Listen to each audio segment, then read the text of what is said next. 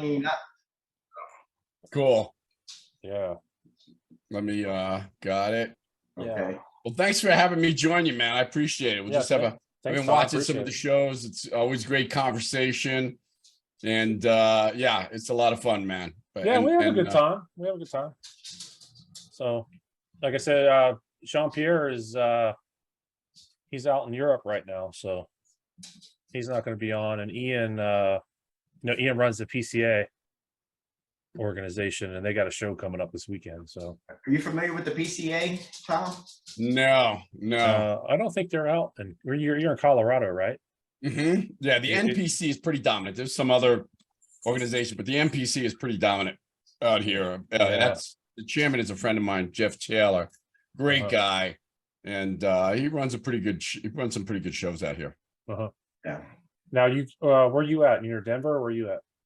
I'm right. I mean, if you know Colorado in this area at all, I'm right between Denver and Boulder, literally like 20 minutes from either one, right in the middle. Oh, that's not bad. A place called Westminster, which used to be fairly remote, and it has long since been anything but that. I mean, it has really developed out here tremendously. What's the population there, Tom? I don't know, but I know it's growing rapidly based on not being able to get out of my street. The traffic. I used to be able to pull right out, and it's just like, and now it's just like, I gotta wait, and I gotta wait, and I gotta wait. The traffic has grown exponentially out here, and so I don't know what the population is at the moment, but it is a lot of people coming out here, a lot of people moving, and it's a very desirable place to live. We love it out here. Good. Well, hopefully a lot of people are leaving California. I think that and New York, and I like to think I was one of the first New Yorkers to move here, but that's probably not true. But yeah, it's a great place, and it's nice because I get to go into Denver. I do a lot of coaching in Denver, but Boulder is also a really cool, fun place. Quite frankly, between us, and I don't know where anybody else stands, we definitely don't want to get into politics, but it's a little too liberal for me there. Oh, okay, I can imagine. But I don't worry about that. I just go there, have fun, go get coffee, have a drink or a bite to eat or something. It's kind of a cool town. That's cool. Yeah. Now, is Denver pretty liberal too? Yeah, absolutely. We got a lot of liberal politics here.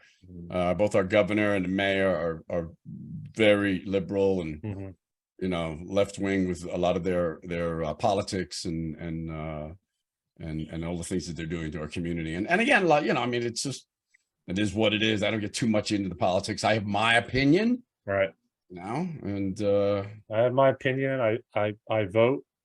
I mean, yep, and I vote with that opinion. Exactly. Yeah. I happen to think it's the right opinion. Yeah. Yeah. We're pretty blessed here in Florida. You really are. Is that where you are? I am. Yeah, that's where I am. Yeah. Yeah. My brother's down there in Tampa. No, he's not far. Yeah, I'm just north of Tampa. John Hansen, good dear friend, of course, another great podcaster. Yeah, I just saw John 2 weeks ago. I went down there and trained with him at the powerhouse. Is that right? Man, that guy is he pushing 60 now? Because that guy still trains heavy, man. Yeah. Pretty close. Yeah. Yeah, I kept right up with him. I mean, we were doing the same weight, and he's got about 20 years on me. I would say easily. Yeah, man. Yeah, he's strong. Yeah, he's strong. He's strong. We had a good workout. That's awesome. Good guy. Great guy. John's Love a good guy. Yeah, you're lucky to be down there in Florida because we're all in this, limbo where it's just like at any moment, when they start suggesting that they're going to have people wear masks again or suggesting kids wear masks, it's just a step away from mandating again. And so we're all walking on pins and needles about what might be coming down the pike. I think there'll be an uprise if it happens, but you never know, man. We got hopefully here in a couple of weeks, whenever the election is, there'll be some changes. But yeah, I think we're all pretty much in agreement on that for sure, man. I mean, we need it. Our country needs it for sure. Yep. Yeah. Hey, I've got my picture up back here. It does look like I've got some kind of horns coming out of my head. I think I'll move that over a little bit. Right in the center. Yeah. Hold on. That's funny. Here we go. Yeah. Is that you? That's a painting my brother did. Yeah.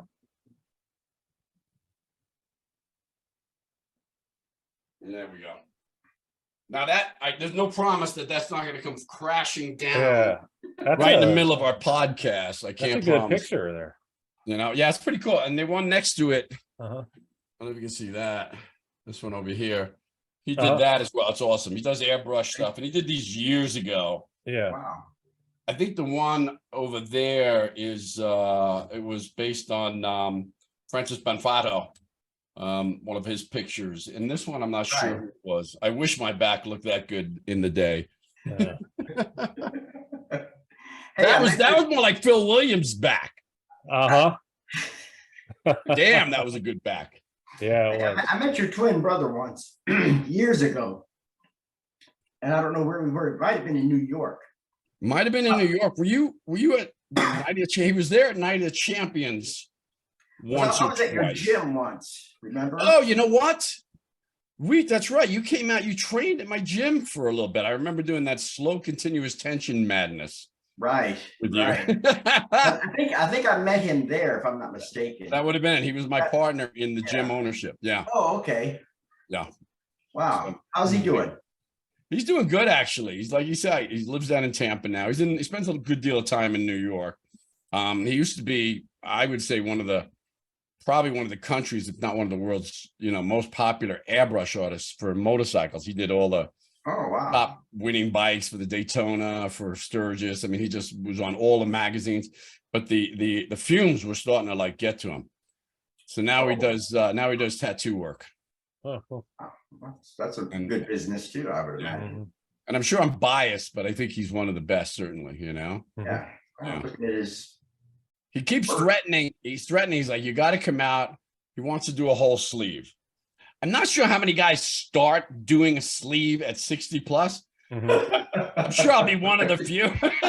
I've started it. I'm working on it now. I still got. Oh, really? Yeah, I'm working on it. Yeah, but you see, you're not 60 plus yet. No. That's That's as far as I can go right now because of my job. I can't have them. Man, that's some dark ink you got there. That's pretty full. Yeah, it is. That's a lot of work. Let me ask you, Jason, what's the cost of having that done? I heard it's incredible. Oh, this is probably $4 or $5 grand worth of work. Wow. Yeah. Wow. That's why I figured I'll look like money if I can get my brother to do it for free. Yeah, there you go. There you go. Oh, yeah. So I'm sure he'd be thrilled to death about putting 8 hours of work into and not getting paid. Tom, you won Mr. America twice. No, I won the light heavyweight national championship. Okay. 1 year. I was in it 3 years running. The first year I took third. The second year I got beat out by 1 point by a very familiar individual. What year is this? That would have been 91. That Okay. was a Night of the Champions, 91 Night of the Champions. Yeah, Okay. good shot. Beautiful shot there. Uh-huh. Thank you. Yeah, That was the same photo shoot. yeah. That's And really only the only real good photos I have. I don't have a lot of really good photos. yeah. I was going through your stuff here. There's not a lot. I mean, the ones you have are good, but you don't have a whole lot. And this photo shoot, interestingly enough, because I shot with John Ballack, I shot with Mike Navu, I shot with Bill Dobbins, with all the top guys. But I don't know what's happened to all those pictures. I don't know where they are. I can't find any. There's none out there. This shot was, interestingly enough, was this like unknown guy. And we were doing something for a promo for my gym in Long Island. And I'm like, you know what? I'm in shape. I'm like a couple days out from Night of the Champions. I said, why don't we do a couple of shots? And we spent about an hour and a half just getting the lighting. Right. He had no clue how to light a bodybuilder. So we went Polaroid after Polaroid after Polaroid. And finally, my training partner and I were like, okay, that looks pretty good. Let's snap a few shots from there, And yep, so an unknown, I don't even know who he is today who took those shots. Oh, wow. I owe him some kudos, though. I owe him kudos. What do you think you weigh there? You remember? I think I was about 210 at that time. Wow.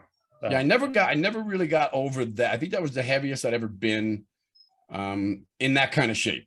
I mean, off season one thing, but yeah, in that kind of shape, I think that's about the heaviest I was. Yeah. So what'd you carry in the off season? About 240? No, God, I couldn't get the weight back up. No, I had maybe 220. Oh, I wow. lost maybe Yeah, I Yeah. would lose 10, 15 pounds. That'd be about it. You know, Phil, I think you were like, what was the heaviest you ever got? Like off You season? know, I got to 234 once, and my mother heard me breathing in the other room, and she Yeah. said, and I didn't like it. And I said, this is just too heavy. Yep. And I know. gasped for I breath. kind of felt the same way at the same Yeah. time. I just couldn't. I mean, I really tried. I mean, I wanted to get up to, 230, 240 and then chisel back down again, but it was just very difficult. My metabolism it just wouldn't go for How it. you do it. Yeah. I got Yeah. up to about 220, 225, and that was comfortable weight where I could What guest did pose if I had a call. I could guest pose. I diet a little bit for 4 weeks, let's say, and then I could do a guest posing in pretty good condition. So I kept around 225. I am curious when you won the nationals, when you won the light heavyweight, you won the overall, didn't you, that year? Right. Yeah. What was your weight, man? 197 and a quarter. So you were right near the top. Yeah, I Yeah. was shocked when I got on that scale. I was 189. I was like, I'm giving away over 10 pounds, man. I was like, what the hell? I think I dehydrated a little too much, Yeah. I mean, listen, you were going to win that show one way or the other, so it didn't matter. For training for it, I was thinking about you. You took second to Gaspari in 84, correct? That's right. Yeah. So you were the man going into it. Yeah. So I had my work. I had some work to do. What year did you start bodybuilding, Tom? I started as a teenager. Okay. I mean, way back, I guess it was my first show, might have been around 77, I think. And interestingly enough, I mean, there were some guys I was competing against as a teenager, Ron Tufel, John Defendez. Right. There were some other guys, and they were good. Ron Tufel, he incredible. won every teenage show. Incredible. 75 teenage Mr. America, right? Yeah. I mean, he was amazing, man, as a young guy. And so, yeah, I saw it. I think it was 77 was my first show. Never forget it, of course. It was at the West Orange, New Jersey high school. Or actually, it was the YMCA. And I lived in Long Island, so we had to drive like 2 hours to get to West Orange, New Jersey. And it wasn't the best of all places. And of course, back then, they didn't have arenas. They didn't have even really nice venues at all. It was a basketball court. Yeah. Somebody built like a 6x6 podium. Right. That we stood on. It was like one dangling light. It was more like something out of the movie Saw. It was like, oh, what's this light doing? And a few fold-out chairs, man. I remember those days. Yeah. Right? Yeah. Yeah. And it is interesting because I've got some black and whites from that. In fact, I've got a picture from that someone had posted. I'd never seen it. I don't think I'd ever seen it on Facebook. And it was, John Defendez was, I think, third or fourth. I can't remember. And it was in black and white. And it's just sort of like, I kind of like the memories of it are in black and white. It's like, because it seemed like it, because all it was that one light, dark auditorium. So the whole memory is sort of in black and white, not color at all. And it's just weird, man. But yeah, 77. So I was a teenager. Oh. And I did several shows back then and did pretty good in most of them. I think I took third at that first show, went back, and I think that was the Colonial America, and went back. I think I won it the next year, a bunch of other smaller shows, and then won the the Teenage Metropolitan, which was the Mets. And the Mets was a big show. Big contest. I remember that Mets. Yes. I mean, at that time, it really was. I mean, guys like Chris Dickerson had won a. We lost him there. Oh, okay. I thought it was me. Yeah. He's just getting good too. Yeah. He's right in the middle of it. Well, he'll figure it out and get it back. Yeah. And Tom's good with technology. As for the guys who don't know him, he was There you go. a Mr. USA winner. He won it. I can't remember what year he won it, but he won the USA, the heavyweight and overall, and just a great champion. Wound up competing a little bit in the pros, then had a little controversial component to his career. But John and I trained together as teenagers, and he was a beast, man. He was a monster. So going up against John, that I thought sure it was going to be, you know, I thought sure John had it because he was just such a beast when we were training, you know, and I edged him out, which was exciting to win the Metropolitan, the Teenage Metropolitan, and everything kind of went into the crapper after that until many years later. Okay, now you trained, what's the guy's name that you trained in his gym? He helped you. Tony Pandolfo. There you go, Tony Pandolfo. Right. I know him. Yeah. Good bodybuilder. Yeah, Tony was great. I was very fortunate.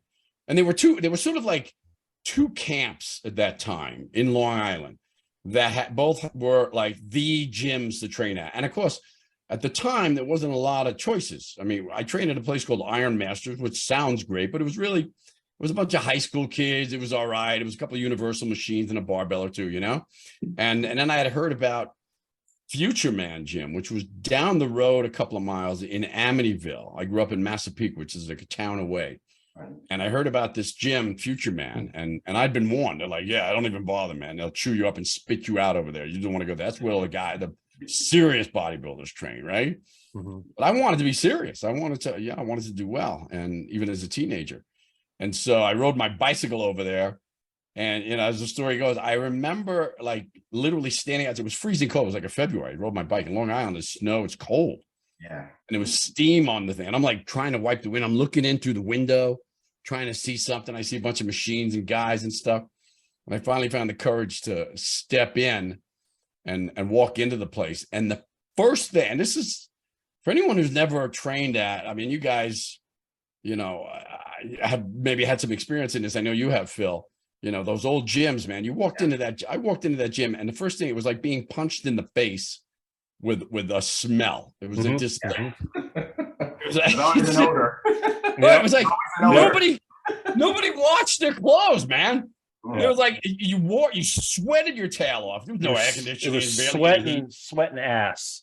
And then you'd hang it up in a locker room and let it sit for another day, and then you go back and wear it again and again and again and again. So there was like this sweat smell, you know, that sweet YMCA sweat smell. Right.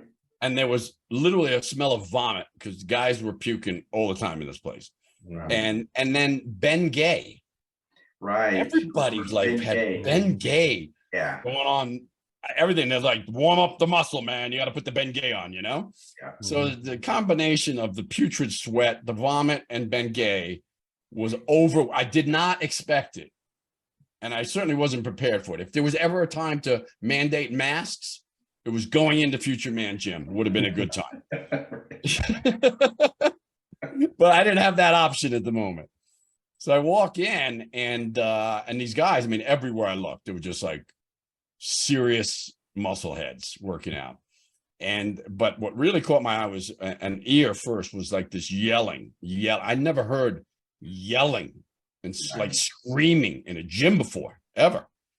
You know, like, run up. I mean, it's just like really, and it's like there's one overpowering boy. And I look over and there's somebody on the squat rack doing squats with what had to be over 400 pounds. And again, I had never seen this before. I'm a 16-year-old kid, you know, and he's got this like Robbie Robinson torn up, ragged old wife beater tank top and sweats rolled up with a belt cinched like Sinbad and just like this beast of a human being. It turned out it was Steve Mahalik, who was training for either the Mr. America or the Mr. Universe at the time. Right. And he was being photographed by Bob Gruskin, who was a great coach and mentor to me later on himself. And a great photographer for a lot of those magazines, Muscular Development, all those magazines back then. I've heard his name. Muscle Training Illustrated. That was it. Dan Laurie's magazine. Remember? Yeah, that's right. I kept that magazine. Every month I'd go and buy that magazine. Yeah, wasn't it cool? I mean, somebody posted something recently with one of the guys. I can't remember, a Hispanic guy who was winning a lot of the shows. He was on all of Dan Laurie's equipment. He was in his posing trunk, but he's working out in the equipment, you know? And it was like a whole ad. And it's like, that's etched in my mind. Yeah. And somebody posted that recently. I haven't seen that in 30 or 40 years, you know? And so that was my experience walking into that gym. And I knew it like immediately. I'm like, this is where I have to train. This is it. And the next day I rode back on my bicycle, coughed up $20, which is what it cost for the month. Right. And I signed up for a month and managed to, talk my parents into shelling out for the rest of it for the next couple of years. And you brought up Tony Pandolfo was, he reluctantly became sort of my mentor and a little bit of a coach, because he saw how serious I was and that I was showing up every day, overtraining, of course. Of course, yes. Yeah, we all did. Yeah. Right. None of us had any clue that we weren't supposed to be in there. We thought, I don't know about you guys, but I thought like I had to do every exercise I saw the guys doing in the magazine. And this was like 3 hours to get it done. And then I remember doing that and then being told, hey, kid, you better work on those calves. I'm like, good God. I'm already here for 3 hours. Now I got to work my calves on top of it. But did you train up there with Valentino and all those guys? Did you ever? Because they're from that area, right? I don't remember. I don't think I ever trained with Valentino. The Yeah. other gym, and I don't think they trained there. Later on, there was a couple of guys that, like Joey Falco, some other guys opened up gyms. Yeah. But there was that gym, Future Man, and Mr. America's, which was Steve Mahalik's gym. Yeah. And that was it was sort of like, it's interesting because Future Man, although, guys were using some anabolics, they were using support, everyone was. But Mahalik's gym was like known for that. Like, it was like, you juice and you train and you freaking train hard here. You know what I mean? It was kind of nuts. That was where John DeFendes trained. Yeah. And so he was there. I was over here. And there were some good guys in Long Island at that time. Yeah. A lot of good guys. Did you go ahead. Did you run a lot of gear when you competed or no? Say again? Did you run a lot of gear? Run a lot of gear? Yeah. Did you take a lot or no? Oh, is that what that means? Yeah. That's the layman's term, man. On the lingo. You gotta bear with me, man. Yeah. No, actually, it was interesting because I always, at the time, certainly the people that I was learning from in that process, and I didn't, in Future Man, as a teenager, no way, man. It was frowned upon. I never even thought about it, never even touched it. It didn't even cross my mind. I knew John was doing it when I trained with him in his basement. He had a great gym in his basement, and we used to train down. His mother was always yelling at us, "Turn down that music." We had it cranked way up, and yelling and screaming. And I remember John would take a bunch of pills afterwards, but I never did anything like that until much later on, until I knew I was going to really be serious about it. Well, when you started, it was legal back then. That's late right. 70s, early 80s. Yeah. That's right. Yeah. So later on, for me, learning the process was really about cycling, and we still do it today, obviously. But it was a little different. It was, you would do it. The only time I ever did anything was pre-contest. I would train natural like the rest of the year pre-contest. That was it, right? Right. And that went right into when I literally right up to the point when I turned pro, and then I started hanging out. I started doing a lot of gigs in Europe and hanging out with a lot of European bodybuilders, and they would laugh. Yeah. They'd be like, in whatever Italian or German accent, they're like, that's what we do all year round, and then we bump it up for content. That's right. Like, what? And I tried that for, I think it was the 89 national championship, and not the national champion, the night of the champions. And it backfired on me, man. I came in, I thought I had to be bigger, and I came in about 10, 15 pounds heavier, but softer. I just couldn't get hard. I hadn't mastered the process yet, but it was, for me, it was just overdoing it. I couldn't do that much. Yeah. Hey, Tom, let me ask you, we'll go back to the teenage years. Did you ever run across, Joe Fulco, of course? Sure. Yeah. I competed against him in the 79 Teenage America. He took 4th. I took 5th in the medium height class. Now, Andy Lopadotti, do you know what became of him? I don't. I know that Andy trained. He was a Mahalik protege. Right. And Andy had some great arms. We all wanted Andy. Oh my God. That was his nickname, Andy Arms, right? I remember that. Yes. Yeah. He never had great legs. His calves were weak, but his arms and upper body were really good. Tremendous.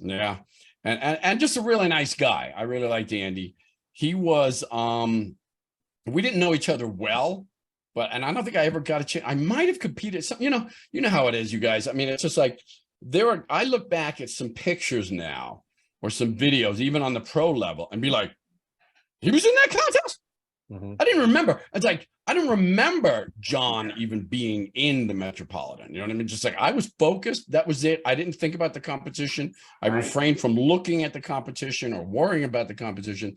So a lot of times I look back, like even the nationals, I'm like, oh, that guy was, Franco Santoriello. I'm like, Oh, sure. he was in my weight class at the nationals. I don't even remember him. I remember him. Wow. Yeah. I didn't put any thought into it. So I don't know if I did compete against Andy or not, but I do know this. And there's such a small world, this bodybuilding community. One of my training partners later on, I will say this before I continue, is that I owe a great deal of my success to my training partners. I would never have pushed myself as hard or been as successful without like the drive and the push and the camaraderie of some really great training partners. And one that literally hated me, wanted to kill me. He may have been the best training partner ever. He was a sociopath. He was nuts. But later on, after I had already won the national championship, I started training with a guy named John Sullivan. And John was great, big guy, 6'6", 240 pounds. I mean, just much, much bigger than me, and always used really heavy weights. And he pushed me to do so. And we did. And I didn't know it, but he was best friends with Matt Mendenhall. I had no clue. We all know, if you're a bodybuilding fan, you know who Matt Mendenhall was. Great uncrowned, Mr. America. He should have won an America. And should have turned pro. Back today, he'd have been a pro. Oh yeah, he was just extraordinary. What a great physique. He just could never dial it in and hit the mark on contest day. Right. So John was best friends with him, and when John got married. And we never talked about it. It's interesting because we never talked about it. And we got married. Matt was his best friend, and I was in the wedding party, and so was Andy. So he had some big guys in his wedding party. We all were dwarfed by him. He was a monster. Yeah. But that was the first time I had really met Matt, and I'd competed against him once or twice.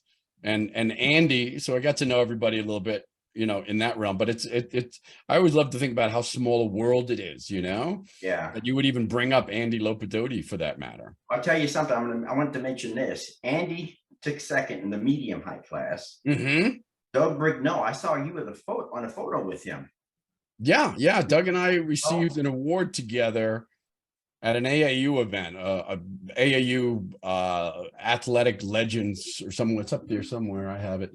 We received the award again. And I really love Doug. That was the first time I ever met him. Yeah. And what a great guy. And what a smart. He was brilliant. Smart guy, man. Smart guy. Well, he passed away, right? Yeah. I don't know if you heard that or not. Pretty unexpectedly. Well, very unexpectedly. I spent time with him on Labor Day, and we were talking about his preparation for guest posing. And he was going to compete in the AAU Miss Universe over 60 in 2024. Right. And then I got the shocking news 2 weeks ago. But he was getting in great shape. He showed me how he was looking. And this guy still looked great. I mean, the tan and abs. He had great freaking abs. Yeah, beautiful. Yeah. Did y'all know the guy that just passed? Was it Andreas Frey, whatever his name was? I'd never heard of him. No, he's a German bodybuilder. Wow. Was he pro? Do you know? What's that? Was he on the pro level? Yeah, he's pro. He died in his sleep, but they still haven't put out yet what his cause. Yeah, we don't know what Doug died of yet, do we?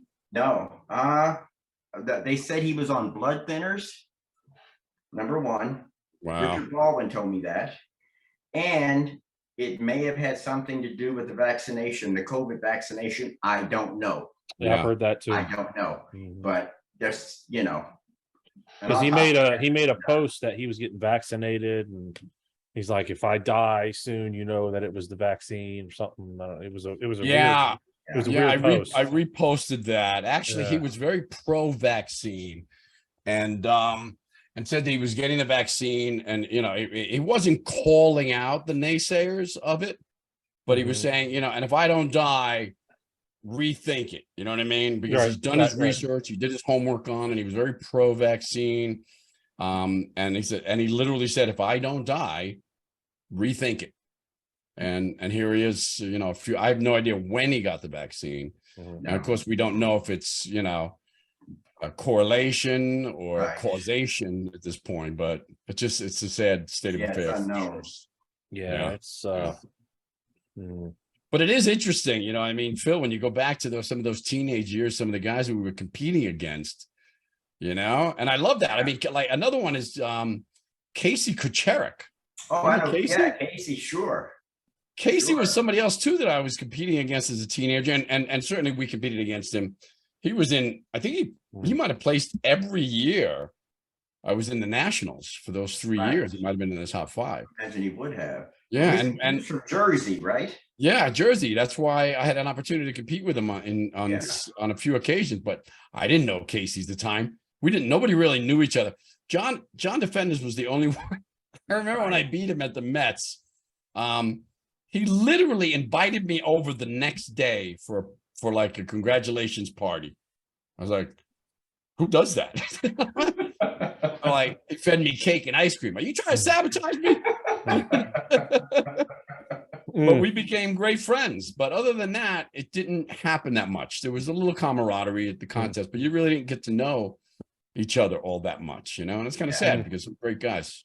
I didn't realize you beat Mike Ashley in the nationals. I just saw that. Yeah, I still consider myself lucky, but I look at those pictures of Mike's upper body, and I knew Mike just a little as well. He's been on the show before. I've had him on. Yeah, he was great. It's interesting because I remember going to the Eastern USA, which took place in Manhattan, and it was I forget how long, but it wasn't long before the national championship. In fact, Mike was dialing up for it, and so was John Natashek. And and John and I think John won the middleweight. Mike Ashley won the light heavyweight at that Eastern America. And I'm sitting there like, good, oh God, I gotta go up against these sons of bitches. You know, like, God, the abs on both of them were just sick. Maybe the best abs in bodybuilding at the time. Yeah. Both of them. You know, it'd be a toss up. You know, one's thicker than the other one. One's got another row to it. But they were both great. And so I'd heard Mike wasn't going to go to the nationals that year. But then when I get there, I see him at the weigh-in. I'm like, oh, all right, I got my work cut out for me. Yeah. I'm like, bad enough, you know, Phil took it from me last year. Now Mike's going to run away. Like, but again, like I said, I didn't pay too much attention to that. It's like, it is what it is. I got my job to do. I got my focus, and it is what it's going to be, you know. Yeah. And I beat Mike by a couple of points, and it was his legs. He has decent legs, but they weren't great at the time. Right. A little bow-legged. His calves were okay, but not great. And I think the balance is what threw him off. And if I'm really completely honest about it, you know, you earn your dues. And it was third, second, and it was like, as long as I came in good shape and had the very good possibility of winning that weight class, I was going to win that weight class. And that's exactly how it went down. Mike and I became great friends. Did he play second behind you in that He did year? play second, yeah. He went to the World Championships, right? He did. He went to the World Championships. They were drug testing that year. I wasn't going to go one way or the other. Yeah, was that the Arnold when he do the Arnold 89? I think was it, or 90? I think it must have been. Let's see. That was that because that nationals was 86. 86. And then so I think 80. Did he do? I think he did the 87 Night of the Champions. Took second to Gary Stridham. Oh, that's right. Yes. Yeah. And so Mike got his revenge on me. That wasn't a problem. I beat him the next year at the Night of the Champions. But he looked really good and deserves to be right up there with Gary. That show he put on. In fact, it's interesting. He tells the story. I don't know if you've had Mike on, but you really should. Yeah, I've had him on. I don't know if he told the story about, you know, and you know, a lot of people tend to believe that Mike may have been natural, going right up to that point, but then going into the Night of Champions, he put on like 10 or 15 pounds.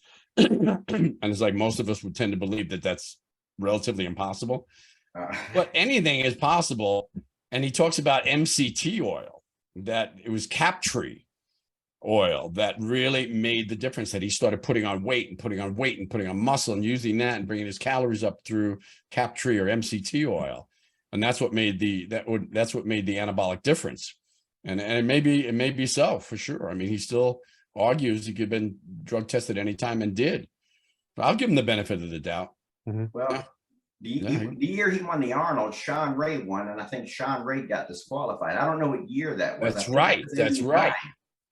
So that was like 89 or 90, something like 89. that. I believe it's I think 89. It was 89. Yeah. Because Sean Ray won the light heavyweights. It was the year after, in fact. 87. Yeah. That's right.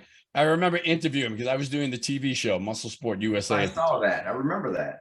And I remember interviewing him. And I remember I loved he's always been such an arrogant guy. I love the guy, but he's always been so arrogant.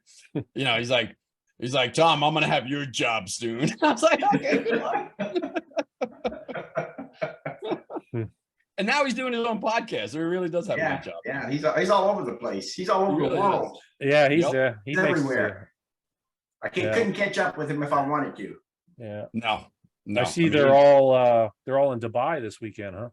Right. Is that a pro show there this weekend? It's a pro, yeah. Wow.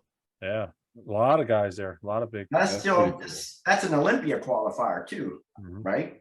I think it's the last one. Is this the last one? I think so. It should be. They've had quite a few. Yeah. There's a lot more qualifiers than there used to be. I mean, remember, Phil? I mean, it was only a few. Sure. Yeah. And I knew, for me, qualifying for the Olympia was like one of the biggest deals for me. And I qualified twice in Niagara at the Niagara Pro. 1 year is against Sonny Schmidt and Albert Beckles, and I took third, and that was enough to qualify. And I was thrilled to death, quite frankly.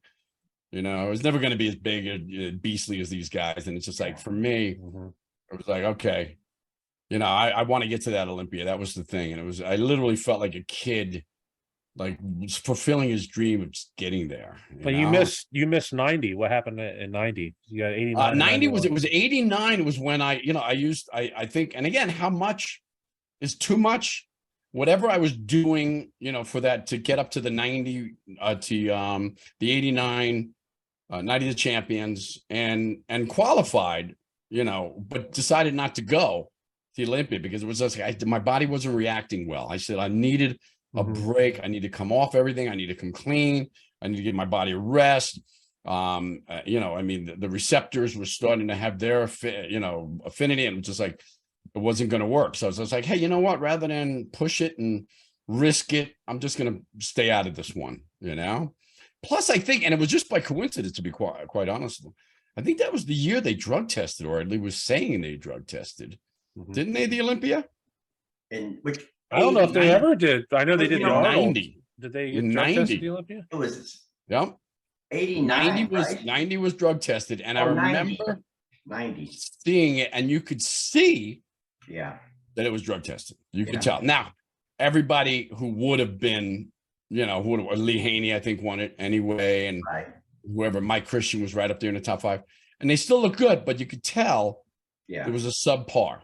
There was something just a little off, and they never tested again after that. I think Labrada took second to Lee that year, if I'm not mistaken. And that's when the Weeders were trying to get in the Olympics, right? Is that why they were doing that? Exactly. Oh, yeah. Well, that started the 86 drug testing at the Universe. The Olympics, right? That was it. Yeah, I think hula hoops made it into the Olympics since then, and hopscotch. What's the power walking and right. What's the other? It's like tennis, but it's the little ball. Is pickleball? Pickleball. That's it. Pickle. Yeah. Pickleball is in there. It is in there. That's sport. Yeah, that's become popular. That's going crazy, right? I think Tom Brady just bought a pickleball team or something like that. Is that right? Yeah, they've got like pro teams. Yeah, I've got a friend that loves it. I have no idea what it is. It's kind of like, I don't know, how can you, it's just sort of like, it's like tennis on tennis very small courts, right? It's like, and it's done with these wiffle balls. You know what a wiffle ball is? It's like they got the holes in it. It doesn't, you can hit it hard, but it kind of catches it, doesn't go too far. Yeah, it's pretty interesting. I've got a friend and you stand that closer together. You just kind of, it's different. There's a strategy to it, obviously, but yeah, it's become very popular.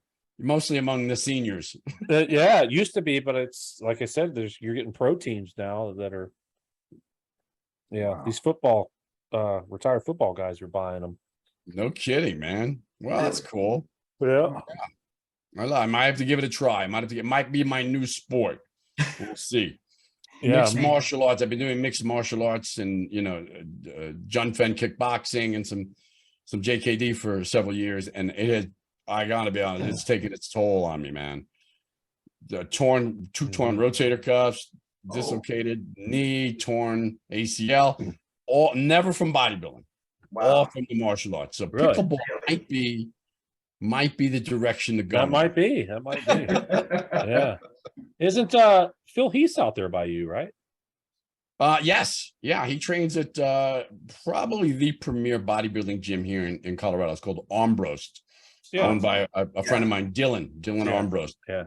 And it's in Lakewood, probably about 20 minutes from me. I've trained there several times. It's too far for me to travel to train, but that's where Phil trains. Yeah. And a lot of, he's got several highly competitive bodybuilders and fitness competitors out there. It's the place. If I was going to ever make a comeback, which is never, ever, ever, that's where I'd have to train. That's where you'd want to train, man. Yeah. Hey, Tom, I want to ask you about Bob Gruskin, right? Yeah. I met him over the phone. He called me when I was about 18. I got to know him over the phone. I knew his photography work in the magazines, and I became friends with him. You worked with him too, right? Yes. Yeah. Bob was really, Tony was one of my first mentors. My older brother Raymond was really truly my first mentor. Turned me on to weight training and even was a kung fu instructor. He was the first one to really kind of get me involved in a love for martial arts. But then it was Tony Pandolfo, and Bob Gruskin really took an interest, and he loved working with potentially really good teenagers. Right. These are the guys he worked with, Right. And I know he worked a little bit with Casey Kacharik. Matt Mendenhall was one of his proteges. Right. I'm trying to remember some myself. John Defenders was well in his camp and owed a tremendous amount of loyalty to Bob. And Bob was, like I said, he was a photographer. So he was always at the contest doing photos, and then would approach and just say, you've got some potential. Just like, here's my number. Let's talk, and for those who don't know Bob Gruskin was I think he was a mathematics or a science professor at Brooklyn University. And a really smart guy, and just like the littlest mild-mannered little Jewish guy. Yeah. You would never think that he had the knowledge or the wisdom or the experience to really, have any kind of impact in the bodybuilding world. But he really did mentor and protege, bring up a lot of great bodybuilders. I consider myself very fortunate to have come under his tutelage. That's funny. I used to talk to him almost once a week for a long time, for almost a couple of years. Wow. And he advised me this and that, and we'd exchange ideas. I'd ask him questions. We became good friends. We met in person finally, but this was over the phone. Wow, and that's amazing. In that he made time. Yeah. He worked full time. He was a professor. He was doing a lot of work. I've been to his house several times, and it's just like he had paperwork and stuff everywhere, man. There's my dogs. I better close that door. My vicious guard dogs. Somebody must be at the door, probably delivering an Amazon package, of course. Do you have Rottweilers, Tom? Either that or another one of my stalking fans. It could very well be. There's still a few out there, They're now in their 90s, but they're still out there. Phil, remember we had Jerry on a couple weeks ago. His dogs kept barking the whole time. Oh, yeah. Oh, yeah. Yeah. Actually, who was that? Because I think I listened to. Has that been published? That episode? Yeah, the Jerry Branham. Yeah, I think I heard that one. That's right. His dogs were barking the entire time. Man. All you can hear is a little yap. Yeah. Right. Yeah. But Bob Gruskin. Yeah. Bob was. He was great, and he came in. He was the first guy. That's the first time I met John Defenders was with Bob. Bob came to Future Man Gym, and he had his young protege with him. And I remember John looked thick, and I'm like, this kid looked like he had this brown leather jacket on. I'll never forget. And Bob introduced me, and he knew exactly what he was doing. He knew John and I were going to wind up being head-to-head competitors. And he knew exactly what he was doing by introducing us and creating this little friction and this little competitive, right? He was very smart in that respect. Yeah. And and just a great mentor. God rest his soul. And it's interesting because I think there was a lot of guys that sort of, that he didn't take an interest in, that, started rumors. There was always rumors around that Bob was gay and had that interest. And I got to tell you something, John, myself, I've never heard from anyone who ever worked with Bob that would ever say or suggest anything of that nature. He was a great guy. Great guy. And had only the best interest. How long has it been since he passed away? Not long. It might be, and again, of course, with COVID, we've all lost track of, we've lost years. Yeah. So it might have been before COVID. I think it was. So I'm going to say 3 years, maybe. 3 years. Okay. Yeah. I remember reading that about 3 years ago. No. And that was sad. And I had spoken to John, not John, but Bob, maybe a year before that, because John had called, him and John were on a call, and John said, "Let's conference Tom in, man. He hasn't talked to you in years."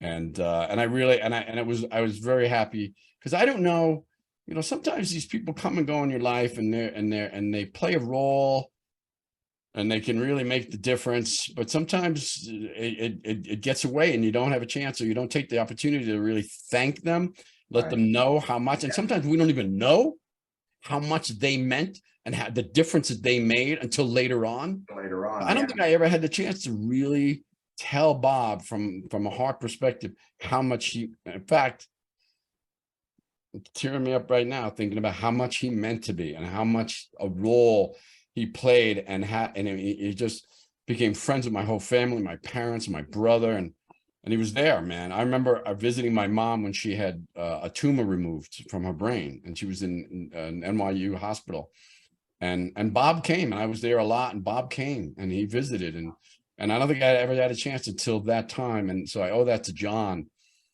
for, including me on that call, to get a chance to tell Bob, a year or so before he passed, how much he meant to me. You had a chance to do that. Yeah. He was very instrumental, no question about it, man. And sometimes, and this is like, even his interest in you, Phil, it's sort of like there's the extrinsic component to that, which is, hey, I can help you train harder. I can give you some advice in nutrition. I can lead you down this, whatever it might be that's extrinsic. It's like, here's the things outside that I can help you with. Right. But there's something that goes much more deeper that's intrinsic. When someone like a Bob Gruskin takes an interest, it sort of has this positive component in our own brain and helps us believe in ourselves even a little bit more, just maybe enough to make the difference, And that little extra belief, man, it definitely made a difference for me as a teenager, for sure. No question. Absolutely. No. Yeah, we had great conversations together, Bob and I. Yeah, learned quite a bit from him. Like I said, just over the phone. We talk one day a week. He'd always find time for it, and I'd always find time for him because I wanted to learn more and more. Right. Yeah. And he always, it was incredible. He was a wealth of knowledge. And I think the lesson here for anyone listening and you guys watching, it's sort of like if you are aspiring, and I think it's a little more difficult today because there's a lot of, let's just say, charlatans out there that want to coach and want to make money on it. Want to be. Yeah. Everybody's an expert. Exactly. But if you can really truly find a good mentor, that has the right heart and has your interest in mind, they're few and far between, and they don't always have the time. But if you can, it can make the difference, man. It really can. Yeah. Let me ask you, Tom, did you ever get to know Steve Mahalik very well? I didn't get to know him well, but I got to know him a little bit, And we always heard stories about him in the 70s. Yeah, he was crazy stories. He was a legend. He was a legend in New York, Long Island, East Coast. Right. There was a guy, and again, John, if you haven't had John on, you got to have John Defenders on and talk about some of those legendary workouts, because I haven't had him. Yeah. I'd love to. Just insane. I mean, it was the original intensity or insanity was there, and it was nuts. 60 to 70 sets. Yeah. You her gotta body get it. part. And when we're talking about like sets to failure with heavy weight, man. I mean, could you imagine doing 60 sets of squats? No. I mean, just it was nuts. Hell You know, no. I don't even. Yeah, and so he would, and it's interesting because, you know, getting to know Steve a little bit. You know, he made a comment about me one time. Hey, kid, you got potential. You're gonna go somewhere, and it was just like, all that kind of thing. And then I trained at his gym. I remember signing in with a pen that was, you know, a syringe. Right. You know, it was like that was the type of gym, man. It was like that gym. They made no bones. There was no shame about it. Just like you do it or you don't fucking compete. That's it. Yeah. Man. Yeah. You know? Yeah. You do what you got to do. And we're not going to sugarcoat anything. And that's kind of how Steve was. Always And heard that. he was also just like, it was his gym, but he made no bones about, you know, I'm paying a membership, but you know what? If you're in my way, get the fuck out of my way. Mhm. You're on the squats, you're on your second set of 5 squats, get off. Right. He wouldn't even have to tell you to get off. You wouldn't even dare. You saw him coming to the leg extension, you better get the hell out of the way. Move. Get out. Just leave. Hey, sorry about the profanity, man. My Oh, apologies. okay. go ahead. Yeah, don't worry about that. Hey, I No used to worries. hear stories about him. I heard those stories years ago, going back to the late 70s about him. Guys who had met him and knew him. He was a bit of a maniac. I mean, he just really was a maniac. I mean, you know, I want, because you're gonna have John on someday, and he's gonna share the stories. I don't want to, you know, give away some of the stories of what he did to John psychologically. Yeah. Yeah. You know, I mean, the psychological beatdowns. Right. You know, just like, you know, it was brutal. Just I don't know how he even came back. The reason John was successful is because he was able to come back from that.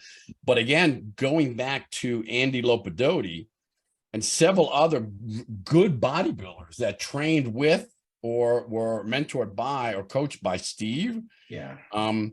I always like to think, and I think I was very fortunate to be in this other camp, because as good as Steve was at pushing someone like a John Defendes to become great, I don't think, and again, Steve's not here to defend himself, but I can share my thoughts about it, and it may or may not be true. But I don't think Steve ever wanted anyone to be better than him. And when someone was approaching that realm, Right. he would psychologically destroy them, literally. And I think that's what he did to Andy Lopadotti, quite honestly. Wow. He tried to do it to John, but Right. John just kept coming back, man. Yeah. You give me everything you got, like a Navy SEAL. You don't belong here. Ring the bell. You're a puny little piece of crap. You're never going to make it. That would happen to John on a daily basis, but he would keep coming back. Keep coming back. Yeah. Not everybody is cut from that cloth. No, that's you know? rare. That's Yeah. rare as rocking horse shit.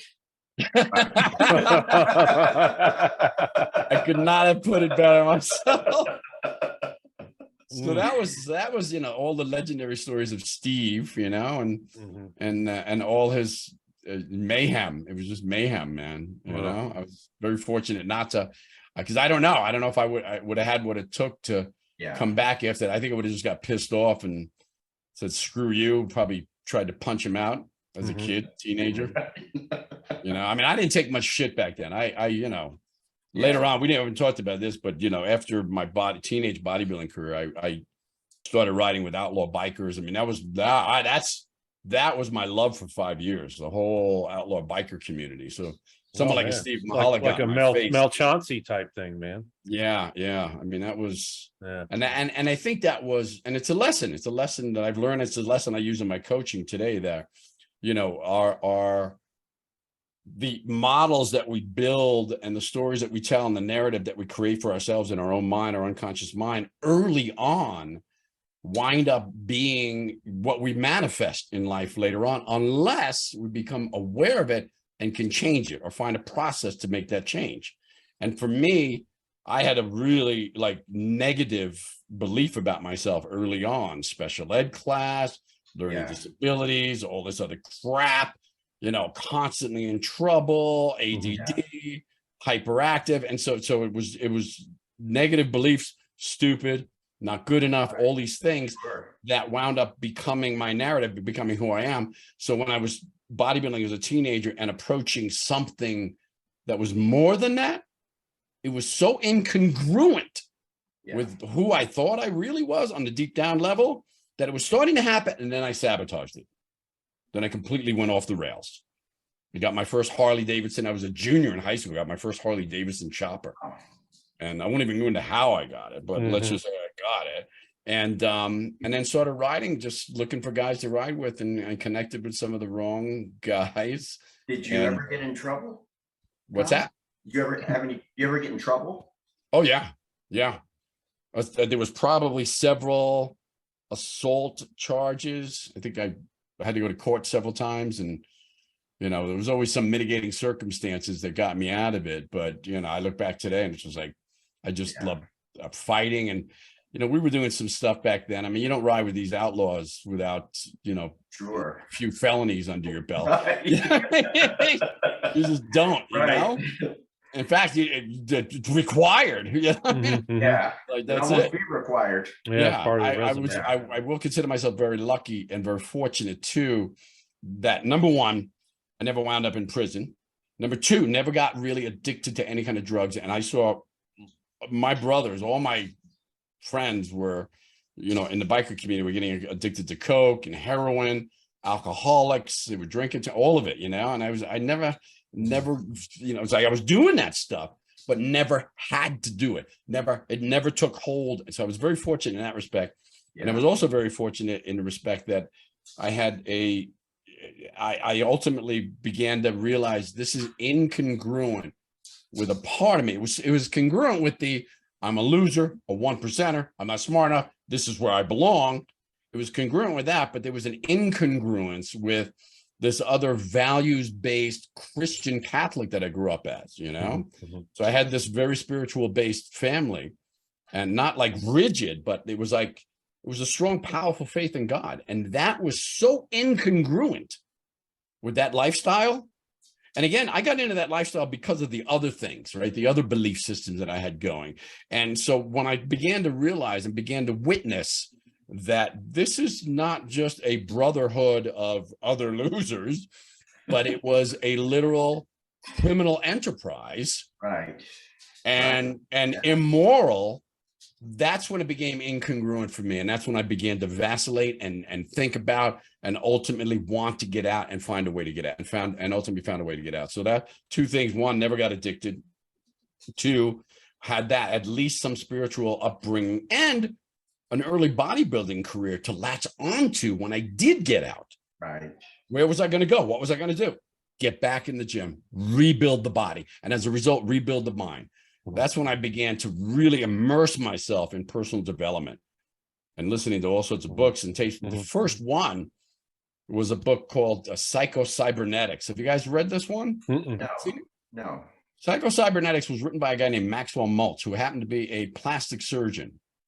And it was really the first book I'd ever read and it's still a bestseller today. Because Maxwell Maltz discovered that even when he did plastic surgery on some people, like with a cleft lip or whatever the deformity might be, and changed their appearance radically, some people changed, some didn't. Some still looked in the mirror and saw themselves the same as before the surgery. Other people were able to make a mental shift and become who they were truly inside, the beautiful people they were inside.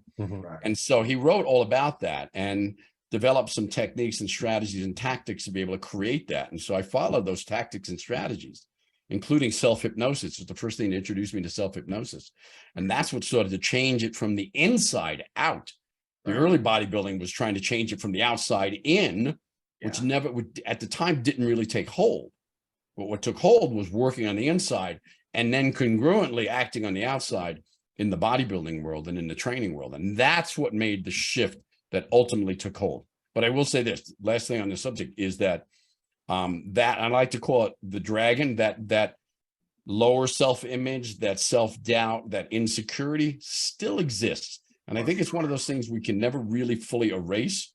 We hide it, we suppress it, we tame it, for me anyway. And this is the coaching that I work with people on, that it's still there and it can and will come up in those moments of doubt, fear, and uncertainty, unless we're acting in congruence with our other values and our other higher selves. It can come back in at any time and sort of grab a hold you by the neck and pull you back. from No continuing. matter how deep you bury it. Yes. Right. Yes. Hmm. So that's the story. Sorry to interject a big long story around that, but I think that's a pertinent part of the whole early bodybuilding career and why I dropped out as a teenager and then ultimately got back in, very fortunately, you know. When did you And retire? why When did you actually why Steve retire from Mahalik bodybuilding? is lucky I never punched him in the face. What This was is how your we started the conversation. what was your last show, Tom? Say again? When was your last show? When did you retire? What was The your last show was 91. Okay. So 91 was, So you've been retired from bodybuilding that long. yeah, it's been a long Wow. time. I had no intention. It was one of those things I was vacillating on. I think And how old were you? I was 32 at the time. Wow, Yeah. okay, that's young. Yeah. And I had every intention of continuing. I'd already competed in 2 Olympias and never won a pro show, but I wanted to win my first pro show. But then I moved here to Colorado and it was like in New York, there's nothing to do but train and go to the beach Yeah, and tan a little bit, and that's about it. yeah. In Colorado, there's mountain biking, there's skiing, there's A lot of all these activities, right? Mhm. So I got out and I met my wife, and we were together for a few years, and we went mountain bike. I moved out here from New York, sold the gyms back in New York, Mhm. Okay. moved out here, and wanted to do some of those things. In fact, I had just come off the Grand Prix, and I moved out here almost immediately after that, and we went mountain biking, and I thought, hey, I can ride a bicycle. Let me But ask you riding a about- bicycle, in Santa Monica and taking on a single track on a mountain bike here in Colorado, a totally different thing, right? Mhm. Did you break But a I- shoulder? Did Well, you break yeah, I went over the bars and at about 35 miles an hour coming down this very steep they call them a single track, which is these very narrow, like little trails that mountain bikes go down. And this one happened to have like this water rut, like the water streams come down and create these ruts. And I'm coming down about 35 miles an hour, and my front wheel caught the rut and just threw me over the bars. And so I broke my clavicle, 3 ribs, dislocated the shoulder, and compound fractured this wrist. I was unconscious, and when I woke up, I went to sit back. I couldn't breathe. I went to sit back and push back on this hand, and almost put me in shock because it was literally, guys, bent back in the other direction. It was like completely facing the other direction, and I tried to lean on it, and it just about put my body into shock. So recovering from that, and that was, and keep in mind that was like 92. And if you remember what happened around 92, 93 to 94, there was an evolution in bodybuilding. Dorian for Yates sure. went up Yes. about 30 pounds. Yeah. Mhm. Mhm. I mean, Yeah. so here it was like, okay, I got to put the 30 pounds on that I lost, and then another 30 on top of that. I knew 30 pounds. Not gonna happen. I remember coming back from my injuries, and it was tough, guys, because I had allergic reactions to the anesthesia almost immediately, and was in the hospital for over a week. I just wanted to die. I mean, it was so bad, I just wanted to die, and it couldn't breathe, and I was vomiting, but the ribs were broken, and it was just sheer misery. And I remember coming back from that, and I was still doing the TV show. And I remember my first time going to a competition, and I can't remember, it might have been the USA or something like that. I'll never forget somebody, and I'm here, I am I haven't bought any new clothes. I'm 30 pounds lighter. And so I'm wearing the same, the blue blazer, and it's like 10 times too big. And I remember I'm walking down the hall at this contest, and somebody comes up and literally stops in front of me and just starts like looking me up and down. And he's like, didn't you used to be Tom Terwilliger? I was like, what do you say? Oh, What do you yeah. say to that? Yeah. Not surprising. At that contest, Dorian Yates was guest posing, and he was humongous. He Yeah. was a monster. I think he was like Crazy. 270, 275 or something like that. Yeah. And I looked at that and I'm like, I think that's it, man. Yeah. I think it's over. It's Yeah. yeah. Yeah. Yep. Yeah. The 90s, that put a lot of us, Yeah, Baldy it's- quits. that retired a lot of us. The Yeah, I 90s. saw Started the your mass interview with monsters, man. Porter Cottrell. you know, and he kind of like, what was it? It was 99 or something like that. He called it quits, didn't he? Yeah, in the 90s. Yeah, it was late 90s. Yeah, Late yeah. 90s. Yeah. And Phil, what about you, man? When did you decide to Well, I'll tell you something Going- funny. I was with Wayne D'Amelia, and he said, well, he asked me straight out, what do you take pre-contest?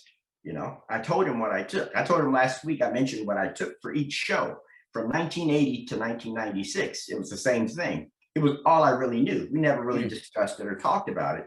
You got ready for a show, you knew what to do. Yeah, it was working for you too, man. And it worked. So I picked something that's not broke. But Yeah. I had told him, he asked me what I took, and I told him, and he started laughing. He said, you're joking. He said, that's all you take. I said, yeah. He goes, I know women use more than you. Wow. He goes, you're going to have to step it up. This is what he told me. You're going to have to step it up. If you don't gain 10 or 15 pounds of solid muscle in the next few years, you're not going to place. I said, well, how am I supposed to do that? And then he tells me about insulin, GH, and all this. And I'm just like, I checked on the price of it with Chad Nichols. I said, what would it take and what would it cost? And the cost was, we're talking about over the tens of thousands of dollars. Yeah. The growth hormone at the time was it was nuts. It was crazy. My last show was the 96 San Jose Pro and the Ironman. The Ironman was prior. I took 10th. Happy to take 10th. The guys were huge. Right. Went to San Jose 2 weeks later and took 15th. And I looked at the guys there. I looked at JP Fuchs, Paul Dillette, Kevin Levrone, and it was like, I felt like a little kid standing there. Yep. And it's like, I was 36 years old in 96. And I said, I'm not doing that shit. No. I'm too old for that. I'm not doing that now. And that exactly. Yeah. It's too risky after a certain age. It just, and we know, we know the consequences for some of the athletes at that time. You know, Beckles is almost called Beckles' life. It certainly called Benaziza his life. You know, yeah. And part of it was, you know, I mean, we didn't know at the time. I mean, they relatively got it mastered. Guys are still, you know, doing harm to themselves, but we didn't know. I remember experimenting with insulin. I'm like, well, you know, if everyone's doing it, I got to try. You know what I mean? So I tried some insulin, dude. I like, it was like next to nothing. You know, my ex-wife was there at the time. She wasn't my ex-wife, she was my wife at the time, and my training partner. And I literally like just started, like within a couple of minutes, just started sweating bullets, and I couldn't hear. I was like starting to black out. I'm like, I grabbed my training partner by the collar. I'm like, get me some sugar, honey, jelly. I was just trying to get anything down. I was like, that was it. I came out of that, almost went into insulin shock. I'm like, that's it. I'm not doing it. I'm not going to do it, man. Wow. Nope. That was it. Who? Go ahead, Tom. No. You're saying. I was going to ask you about the today's guys. Who do you like? Yeah. Hard to say. I'm not. I see the guys. I'm not following. I would say, you know, I'm more apt to like the guys in the classic physique division. And I'd be damned if I could name any. I'm watching them, but I don't have the names. And well, Bumstead, obviously. Bumstead's good. He's the popular. You know, I still think you know, as good as he is, and I'd love to see him. You know, it would be kind of fun to see him up against some of the guys from our era, Phil. You know, but I mean, the Gasparis, the Phil Williams, the Lila Bradas, all those guys. I mean, I still don't think they've matched it quite yet. And this may be ego talking, and I'm from the era. No, you know? I somewhat agree with you. Yeah. You know? Do you watch? Have you see Hunter, Lee's son? Yeah. He's good. He's favored to be top 5 this year. Is that right? Really? Yeah. Wow. I He's think put he on will. some meat. He's a lot bigger than Dad was. You Oh know? God, yeah. He's a lot bigger. He doesn't quite have the aesthetics. I mean, Lee was pretty magnificent, you know, and Sean Ray was great. I mean, who can top Flex Wheeler? Who will ever top Flex Wheeler? Yeah. You know, I mean, you know, those guys. But the guys today, and it's interesting because, you know, you see it all the time on Facebook and Instagram and stuff. The guy, you know, everybody's like, these guys are, there's no aesthetics, there's no appeal. They're comparing Arnold with, you know, like Nick Walker. Remy. Nick Walker. Yeah, and it's just like I commented on one the other day. I'm just like, this is the natural evolution of the sport. It had to go here. It had to. And in fact, unless it completely reverses itself at some point, and I'm not sure how or when, it may be an upset with the organization, which we're facing, by the way, very quickly, an upset with the IFBB and the NPC. So it may take that to reverse it, or I can imagine, I can see guys at 5'8", 5'9" at 400 pounds someday. Oh, Jesus Christ. Who knows? It's the evolution. Who It's knows? I know. Yeah. Could you imagine? I mean, seriously. They look like cartoon characters. They look like cartoon characters now. Yeah, I can't imagine. In fact, I remember I was doing an MC thing down in Texas, and Jay Cutler was guest posing. And I remember I was in the Hummer with the promoter, and we were pulling up to some restaurant parking lot, and it was like a breakfast place. It wasn't anything fancy. And there's Jay Cutler standing in the parking lot with a pair of shorts and a tank top on, and he was close to Olympia shape. And I was just like, what the? I thought I was looking at like a cartoon He-Man doll. I was like, this is freaking unbelievable. And they're even bigger and more nuts now.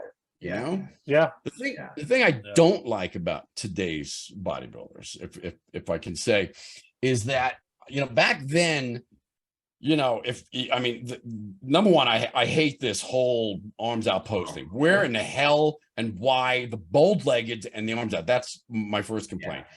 My second complaint is when we would pose, it was like we were fairly relaxed looking, and then boom, something would happen. The body would change. It was like, now it's just like, it looks the same, which is your arms are up. You look exactly like you did a moment ago, but your arms are up now. You look exactly like you did, but your arms are out here now. It's the body doesn't change. There's no pop.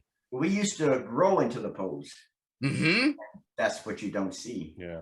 And the posing routines were totally different. Posing, Tom, you were a great poser. Geez. I had to walk behind you at the Nationals in '85, and you went before me, and I was standing right behind you, and I didn't even look. I went, "Oh shit, I got to follow this."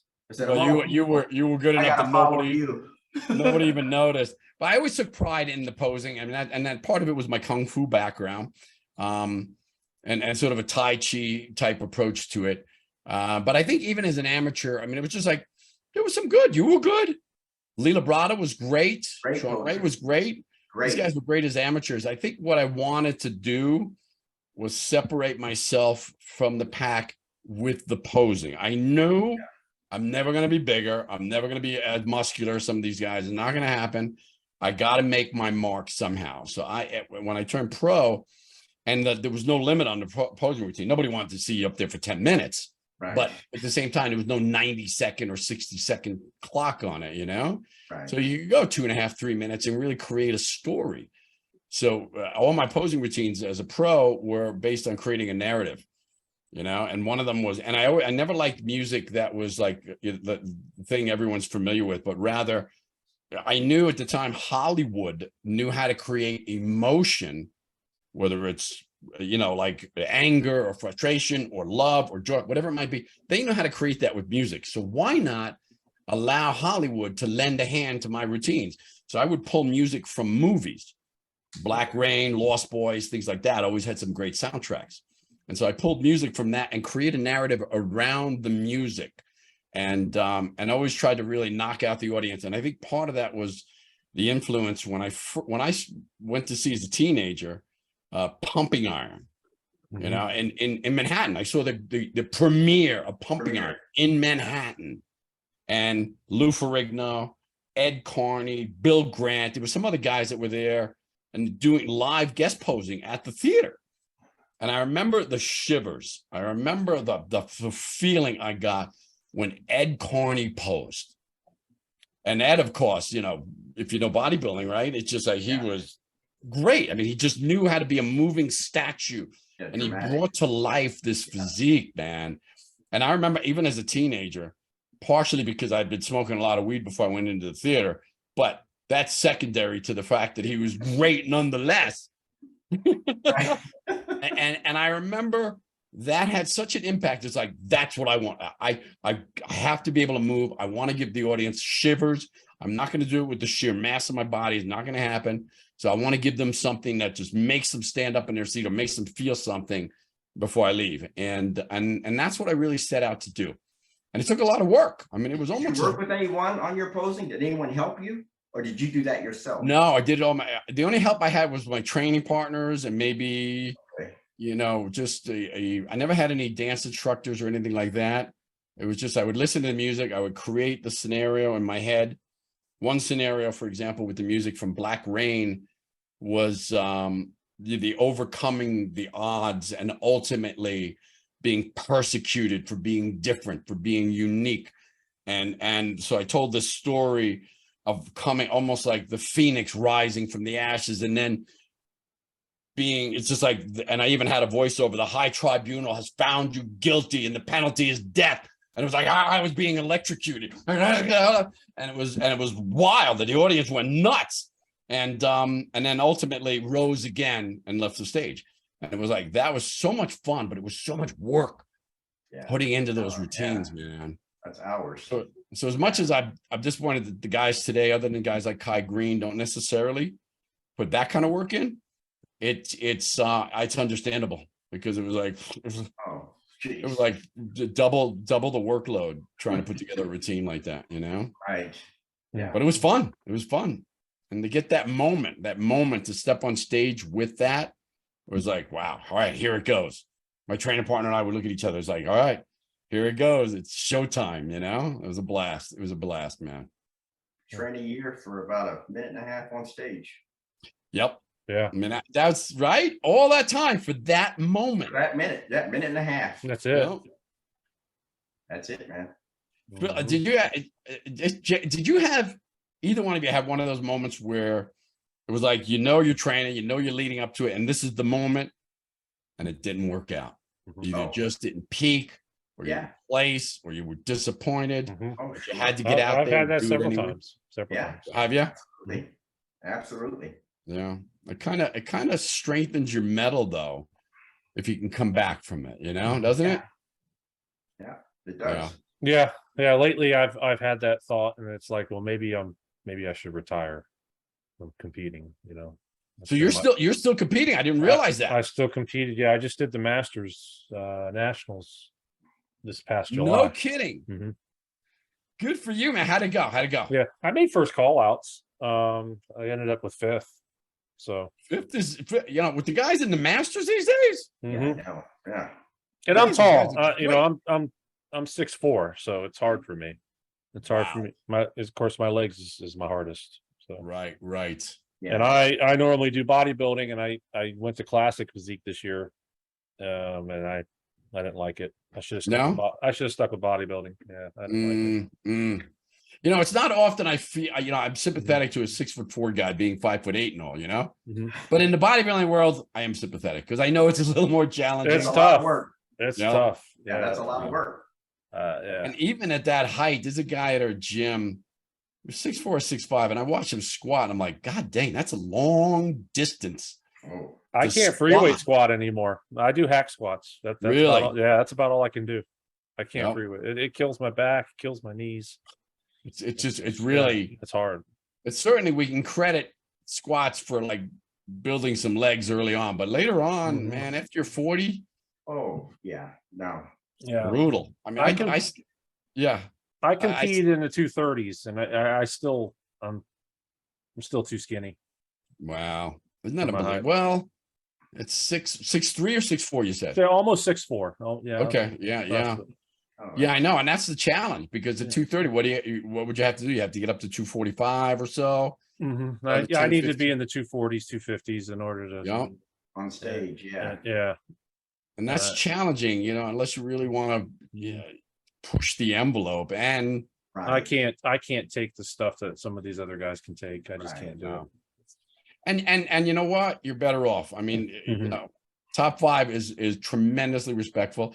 And I think after a certain age, you start to ask yourself, you know, why am I doing this? Am I doing this just for that first place trophy? Yeah, that's nice. It's great. It's nice acknowledgement, you know, But it does go beyond that. And I think you know that. Certainly, you're Yeah. still competing, you know, that there's much more to it. There's an intrinsic Mhm. reward to it all, and an ability to stay. You wouldn't stay in the kind of shape you're in now in your 40s if you Mhm. weren't Mhm. competing, you know? Yeah. So much more to it. And you don't want to risk your life and your health and Mhm. your, Mhm. you know? That's No. not worth the health. No. Yeah.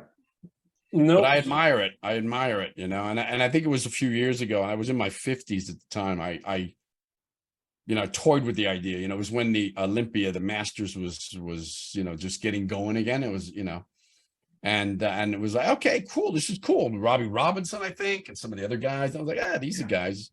This would be cool to kind of compete with. Mhm. Then the Masters division was just like, okay, these are guys that are still competing in the Olympia now, and they're just old enough to be able to compete in the Masters. I'm like, yeah, Mhm. forget it.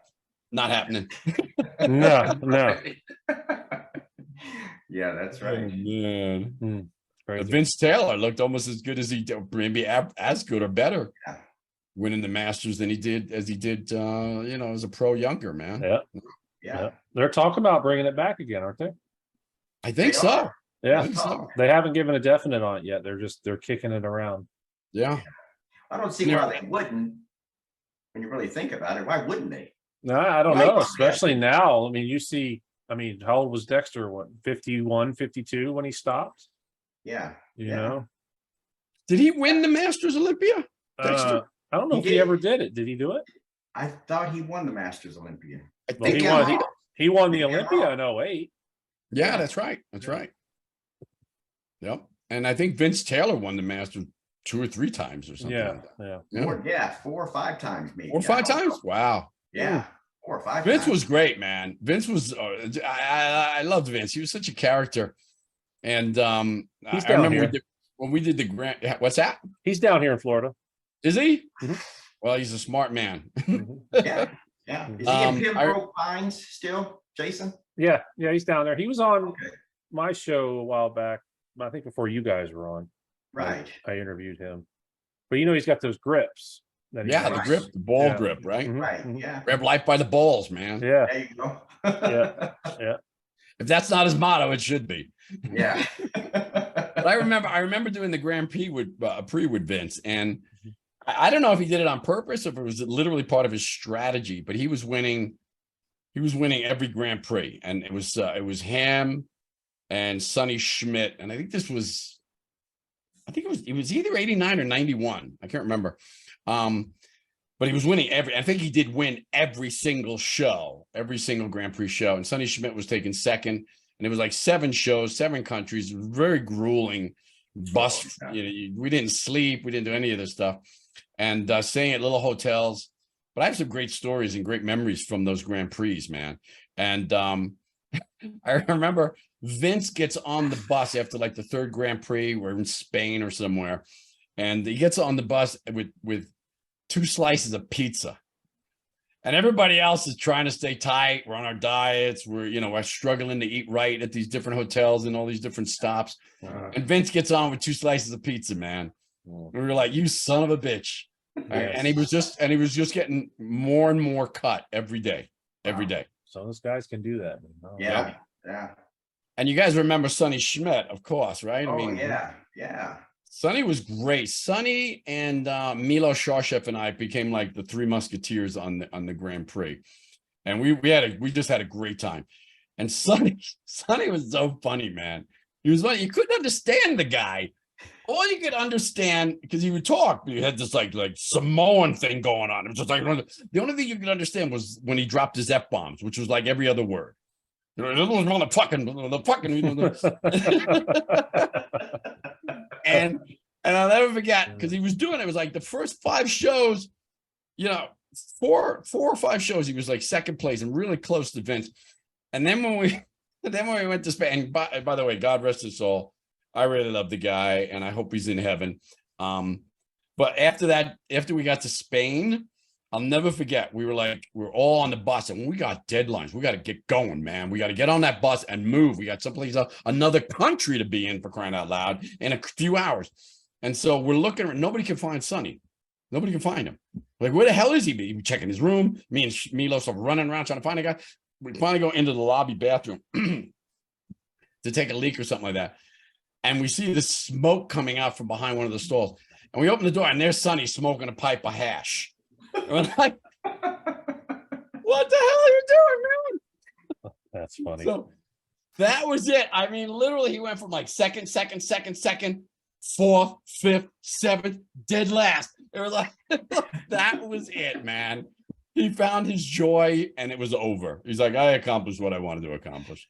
But it was so much fun. I had some great memories. There was one, we were in this little village in Italy. I forget where it was just, I mean, it was some small, I didn't know why we were there, why the contest was being held there. But it was at a smaller village. It wasn't even a hotel. We had like this little, like these little bungalows that we were all staying in, sharing rooms together. And there was no gyms, no place to go train. And I remember somebody came up with the idea, let's go for a power walk at least, man. It was a nice night. And so we're going to power walk through the village, you know, and it's all cobblestone. So here we are. There's like 10 or 12 of us, right? And most of us had no shirts on. It was warm, or tank tops and shorts. And you can imagine the shape these guys are in, right? Vince Taylor, Terry Pastel, myself, Sonny Schmidt, all these guys, right? Ron Love. And so we're like power marching through the village. And all of a sudden, I remember distinctly seeing all these like Italian kids, young teenagers sitting on the fence, they're smoking their cigarettes. And there's like 8 or 10 of them, and they're all hanging out, you know. And all of a sudden, it was just like that you would think like a spaceship had landed from out of Mars. It was just like, and these guys walking by, and it's just like, all of a sudden, they're like, this like look on their faces, like, what the fuck? Traumatized them probably. Oh, I will never forget. I literally walked by watching their faces the whole time, man.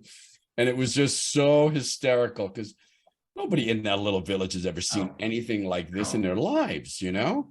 But it was great memories from those Grand Prix. Grueling, tough. Yeah. You really tested your mettle, but it was a lot of fun too, man. A lot of fun. Wow. Yeah. Cool. What a blast. The whole career. I wouldn't do anything differently. Except one. I might have trained harder for the 85 national championship. If I'd pushed it a little harder, I might have come in second. Jason, did I tell you the story when I was laying on the beach in Long Island, and it was about probably 8 weeks out from that 85 national championship. And a friend of mine, Randy, had just gotten back from California, and she was a great friend, and like she was part of the entourage. She was at every contest, a tremendous support, always encouraging, and just a great friend. And I remember she came, I was laying on the beach, and she had come up and just laid down next to me and started talking. I'm like, hey, you just got back from California, didn't you? I said, did you train at Gold's or wherever it was, or Worlds? She's like, oh yeah, I trained there. And I'm like, how was it? And she says, oh, good. I saw Phil Williams. I'm like, yeah, what'd you think? She looks at me, she goes, you got a lot of fucking work to do. It was at that moment I took it seriously. Yeah. I think I had a sweatshirt that says destroy Phil Williams on the back of it. Well, I had a notebook. He had his picture on the mirror like Rocky, and he crumbled it at the end. Oh yeah. Yeah. I had a notebook, Tom, where I used to write my workouts down, right? Sets, reps, you know. And I had your name on the front page. These are the guys that I have to look out for. You, Matt Mendenhall, and I think it was JJ Marsh. Yes, JJ. And Rory, if he showed up. Oh yeah. Yeah, he was another. Yep. Because they were heavyweights, and nobody knew. I mean, we didn't know. Nobody expected Gary Stridham to show up out of nowhere. Oh, well, you know? Yeah. And and then also there was Shane DeMora, wasn't it? Yeah, that was the middleweight class. That was 86 with you, right? That was 80. Oh, that's right. That was 86. That's right. That's right. 85. Who won the heavyweights in 85? Was it? 85 was Ron Love. It was Ron Love. Yeah. Right. And you beat Ron. Yep. I don't know where Ron's at. Ron's disappeared. He has. Yeah. He was in good shape. I saw pictures of him last year. He looked incredible. He was on my show a couple of years ago, and he's just disappeared ever since. Yeah. You know, some guys just prefer to keep that low profile, you know? Yeah. Yep. I mean, I have made the decision not to grow old gracefully, Right. but rather publicly. And Mhm. which is why I keep saying yes to the podcast. That's all I'm like, right. oh, Yeah, let them keep- see what's happening. Yeah. It's When's your reality, birth- man. When's your Yeah. birthday, Tom? What year were you born? Your birthday? 59, What January month? 12th, 1959. I know. Okay, I'm June 3rd, 1960. So you're 63 right now. 63. Yeah. Wow, you Yeah. look great, man. There's no, coming, yeah, yeah. I never thought that. Thanks, man. I'm trying to stay in good shape. It's a little more challenging, of course. And then I tore a pec just a little, and it's healing up. But it's one of those weird things. It's like, God dang, where did that happen? And I didn't even realize it happened, but it just wouldn't flex. It wouldn't. The upper pec was fine, but the lower pec was just like, And I was tore told, mine a few years ago. Did ya? Yeah. Yeah, I had to have Kind it of frustrating because it does change the look of your pecs quite a bit, fixed. Yeah. Mine Yeah. turned out pretty good. I had it fixed, and Oh, you had it reattached. I had it reattached. Yeah. Oh, okay. That's good, man. Because I mean, I think several guys have had. I remember Chris Dickerson. He tore his bicep. I think I was always tearing something, man. Yeah. Yeah, you were back. Right. Now I've torn my pec. I've torn 2 patella tendons in my knees. Wow. Yeah, it's it's because of my height. No wonder. Pushing that weight. Yeah, no wonder you're not squatting anymore. 2 torn No. patella tendons. Yeah, Mm-mm. man. That's and I still squat, Mhm. but it's lighter, and it is interesting because I don't, you used to feel it, you always feel it in your back if you're using weight. Mhm. Yeah. But now I feel it more in my back and my knees and my hips than I do the muscle itself. Right. I still That's a do it sign, because I know. Tom. Yeah, That's a sign. I don't squat anymore. There's no way you get me under a squat rack. really. Yeah. No way. No way, man. Over 60, no way. At the final compression, no. I know. And this is there's Yeah. not that much benefit. Yeah. Well, I like it Oh, because it kicks in the glutes a little bit. I like the range Yeah. of motion, but you're absolutely right. The risk versus benefit Yeah. ratio isn't worth it. Yeah. It is not worth it. Yep. Mhm. And when I say I squat still, I'm talking about this is gonna sound funny, but I'm talking about like under 100 pounds. You know what I mean? Oh, Literally. Well, that's not too bad then. No, Yeah, that's no. not too bad. I just Yeah. want the range of motion. Right. I Right. want to be able to kick those muscles in the part of the glute that I can't hit elsewhere. Mhm. And know that I can still do it, but there's no chance. Mhm. There's no chance I'm putting up. My wife squats more than I do. Yeah. Yeah. Oh, By the way, she's turned into like one of the best training partners I've ever had. My wife. Yeah, my wife's my training partner also. Yeah. Yeah. Believe it It's or awesome, not. isn't it? Yeah, man. Yeah. Hey, Tom, I always want to ask you about your gym. What made you decide how many gyms did you have? First of all, did you have 2 gyms? We had two. What made you decide to get out of the gym business? I just gym. mentioned my wife. She was one of them. She was one of the reasons. It was, and they were very successful. One was in Lynbrook, Long Island. The other one was in Belmore. One was very blue collar. I mean, our first gym, man, it was when I built that. It was like I wanted to build a gym selfishly for myself. I wanted to have the best bodybuilding gym in Long Island, and we made it cool, man. The equipment was just black and chrome. We just had perimeter lights. It was like every light you stepped under looked like, wow, it looked great under that light. And it was just really cool. And it was just like a warehouse, but refined and really hardcore, but we kept it clean and we kept it well managed. I remember I used to get so pissed when guys would leave weights out. Sure. I can remember one time just like shutting the lights off, shutting the music off, and yelling at the top of my lungs, whoever left the weights on the leg press, you bet, because we're not, the lights and the music isn't going on until somebody strips that leg press. I remember getting really pissed about that. We really we managed it that way, a little like a Steve Mahalik. Sure. And then the second gym was a much more white collar. It was in a much more wealthy community. It was different. We had as many Stairmasters at that time as we did strength training equipment. So it was catering to a whole different group, but it turned out to be quite a bodybuilding attraction. That's where you trained with me. I think it was there. Maybe. We had Sean Ray come in, we had Matt Mendenhall come in, we had several other great bodybuilders come in and do seminars and talks and workshops and stuff. So we wanted to put ourselves on the map as far as the bodybuilding community. And so we really, and we did, and we really created a great community with that. So when I came here to Colorado, I was doing the TV show Muscle Sport USA at the time. And I had just separated from my wife at that time. And so it was kind of a tough time. I didn't even want to come to Colorado. You know, I was not in a good place emotionally, but I had to. I was obligated, and you know, it was like, who's going to host the show? I got to go. You know, so I went, and at that show in Boulder, Colorado, that's where I met Dawn, my wife now, and it was really almost love at first sight. I mean, from across the room, it was one of those moments. I mean, it sounds silly, but it was one of those chemical moments, man. And we've been together now for over 30 years. Oh, good. 30 years. And so so I went back and was there for about a month or two, and then decided to go back to Colorado, see Dawn, investigate, see if I liked Colorado, if it was someplace I could build another gym and start over, you know. And when I went back to New York, I stayed here for a month. And when I went back to New York, the decision had already been made. So I told my partners, which one of them was my brother and another guy named Jed Foreman. It was a great guy. I still love the guy to death today. He was a great partner. I said, guys, either you got to buy me out, or we're going to sell the gyms, and we got to do it soon. I said, I'm giving it a month, you know. And they decided, okay, we'll sell, you know. So somebody bought it. Powerhouse Gyms bought both of them. Oh, and did you make a good profit off of them? What's that? Did you make a good profit? We did. We made quite a bit of money off it. And it was because we really built it into something. It was the community that they were buying more than anything, although the equipment was top notch. Right. And the facilities were great. Why they felt a need to paint the inside, and this to this day, I'm like, oh my God, what did you do to my members? And they weren't my members anymore, but I felt like they were a part of my community.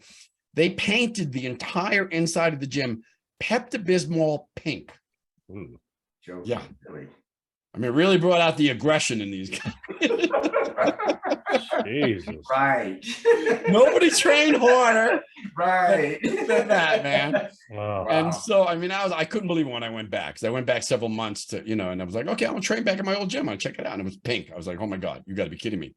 But anyway, it was coming here to Colorado, falling in love with Colorado, falling in love with my now wife, and wanted to make that change anyway. Like I said, I had just gotten separated. We were getting divorced, and it was just like, it was time, you know, it was time. And so that was the reason why I sold it, but we had every intention of building and developing some new gyms out here. And so somebody had a Gold's Gym. We bought into that. We opened up a second and a third, then ultimately sold those. And we opened up a couple of personal training studios after that. But during that time is, you know, when I had my mountain bike accident, and that kind of slowed things up a little bit and ended the career. Wow. The Muscle Sport USA, the TV show, though, I thought that was going to end as well. I was like, you know, I told the producers, and I was one of them, I'm like, I'm moving to Colorado. I mean, we produced the show in New York. Post-production and voiceovers are all done at Kaufman Astoria Studios in Queens. And I said, I guess, you know, I can do a couple more shows, but that's about it. We got to wrap it up, or let's find another host. And he said, well, let's not be so hasty. Hold on.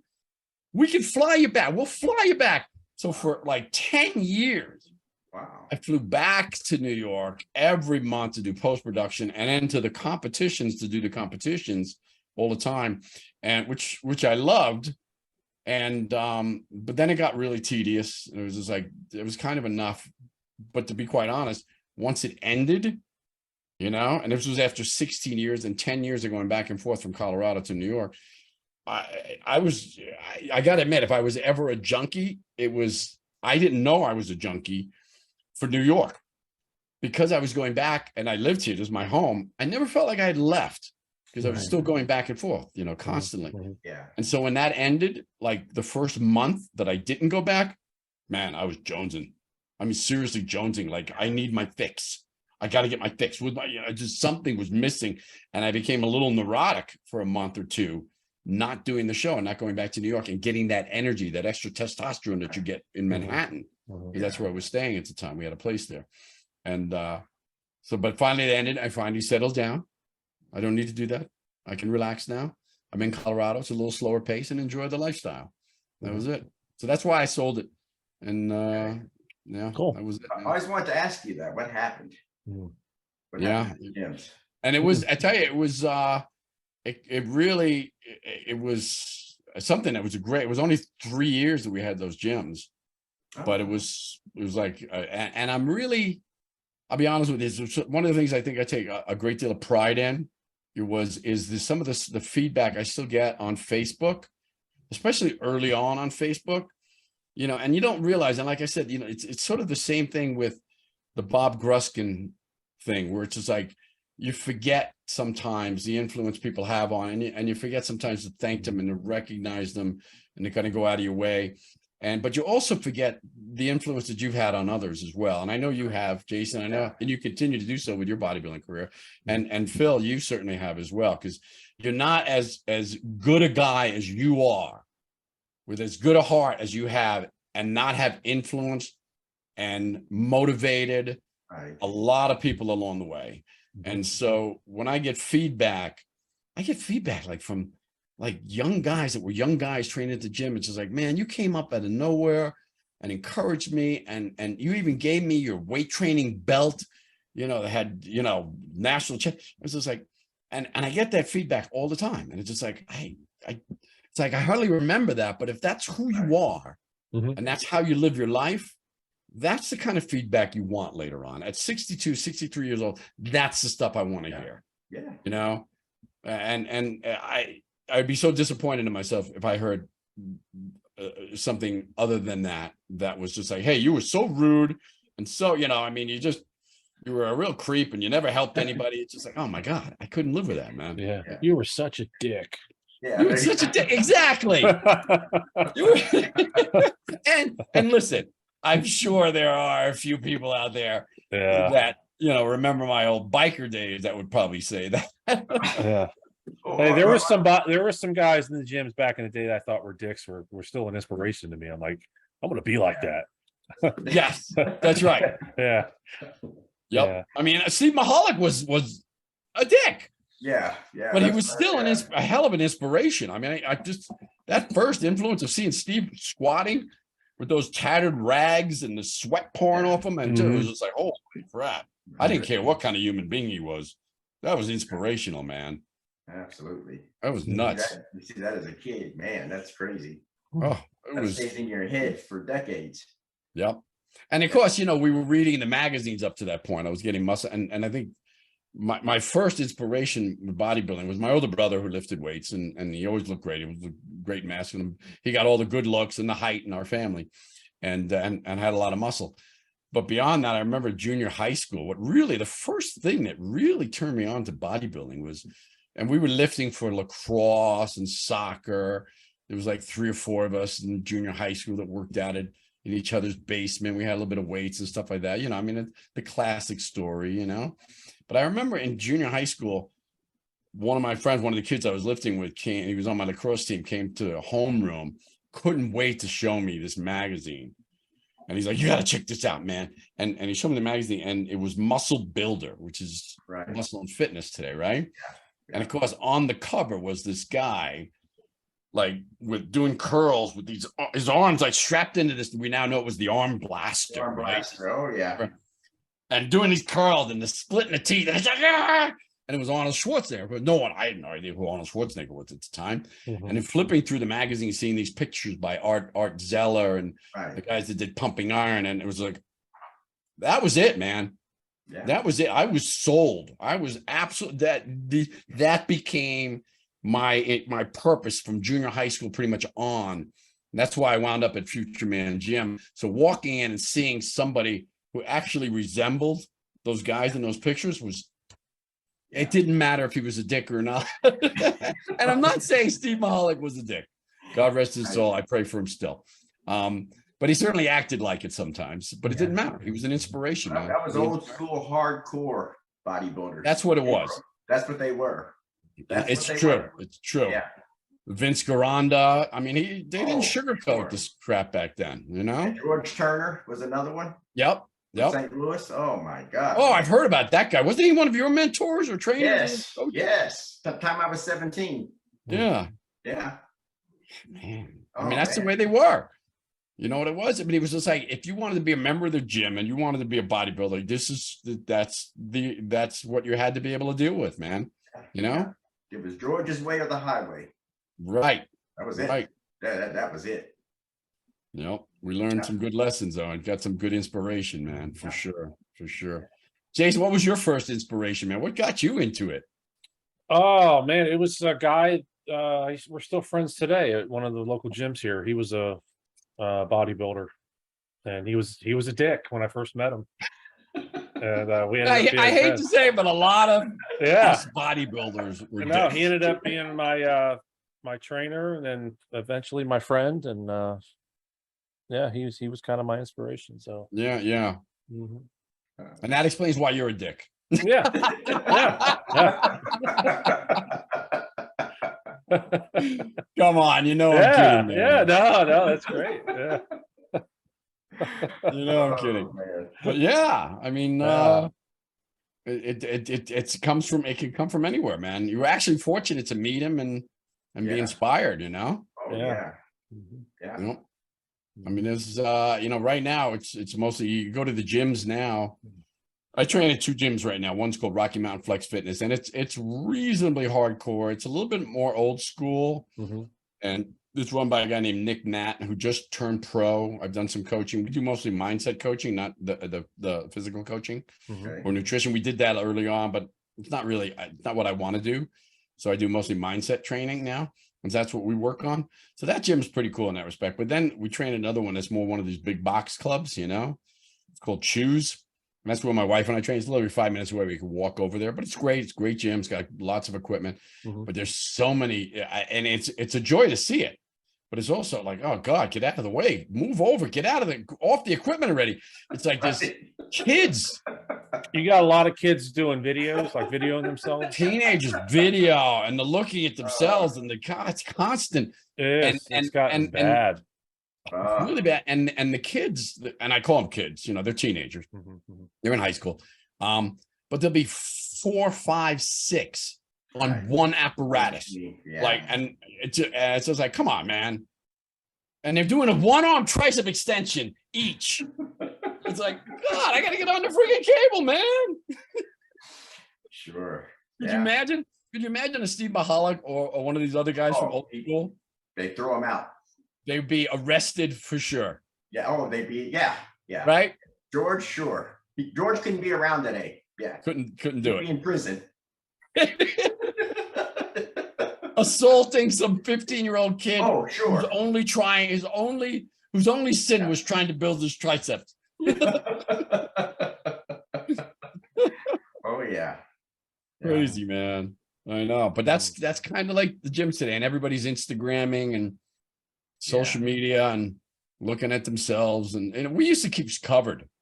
I mean, I'm sure you guys are like that. I mean, just like the tank top would be a rare occasion. Very rare. Yeah. You know, it'd be like, okay, the sweatshirt comes off. I look in the mirror. I'm pumped.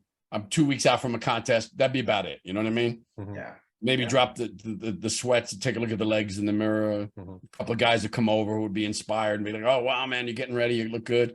And then the sweats would go back on, man. Back It didn't on, matter yeah. if it was 900 degrees in the gym. It didn't matter. Yeah. You know, I mean, that was old school. Those are the days. I should have worn my wife made up shirts that are, you know, just like, you know, that said straight out of old school. I should have wore that tonight. Oh, there you go. You know, There you go. they're great. I love that t-shirt. Hmm. That'd be a Yeah. good one. Yeah. Well, guys, I think I have to. I'm later than you guys, so let's wrap it up. Time to wrap it up, man. All All right, right. yeah, Guys. we're going on 2 hours, man. That's good. Whoa. Wow. My wife even pled with me, please keep it under an hour and a half. Well, we're a Don't little let it- over an hour and a half. An Don't hour let and it be a 45 John minutes. Hanson interview, please. She said. Yeah, we want to get you to come back, so we don't want to get you in trouble. Oh, There's plenty of stories, you man. got more stories than a magician has. Yeah, tricks. no, That's right. We got to have the whole crew back when you come back with Jean Pierre and all those guys. I Oh, would yeah. love that. I'd love to meet Yeah. him. Great bodybuilder. I admired his physique. Yeah, he's a good guy.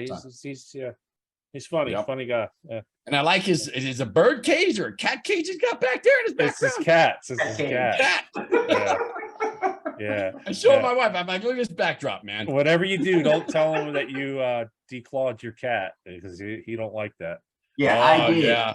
I told him. I Yeah, default- yeah. He wasn't happy with Phil.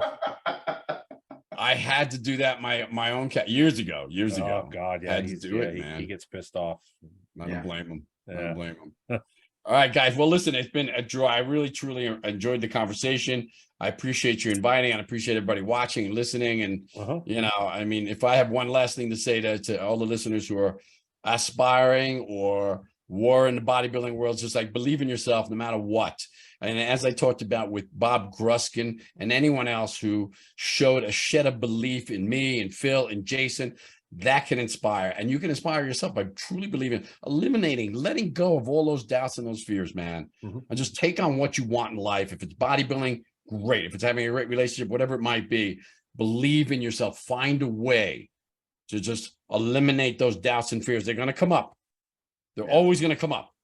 You just have to let them flow out and focus on what you want. And I know that's sounds cliche, but it's so true. And it doesn't matter how old or young we are, man. It's true at any and every age. That's a good ending. Amen, Tom. Appreciate that. There you You go. guys, love you both. All right. Thank you so so much, much. Man. Good to see you. We'll see you again too, soon. Phil. I love you, brother. Love you too, man. I'm so glad we have this connection. I really am, man. Yeah. I can't even All right. tell you. Thank you guys. Absolutely. Y'all have a good evening. All You right, got it. guys. Get some sleep. Get some sleep. All right, appreciate it.